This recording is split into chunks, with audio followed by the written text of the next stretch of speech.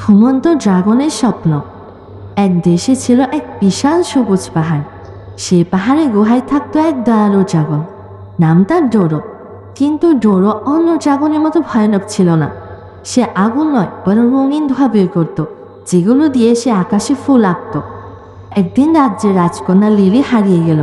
সবাই খুঁজে খুঁজে ক্লান্ত, কেউ তাকে খুঁজে পাচ্ছে না।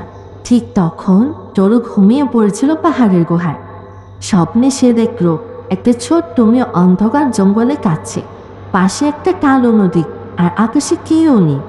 ডোরো হঠাৎ ঘুম থেকে জেগে উঠে ভাবল, স্বপ্নটা এত সত্যি সত্যি লাগছে কেন? সে উড়ে গেল ঠিক সেই দিকে, পাহাড় পেরিয়ে নদী পেরিয়ে এক অন্ধকার বনের পাশে।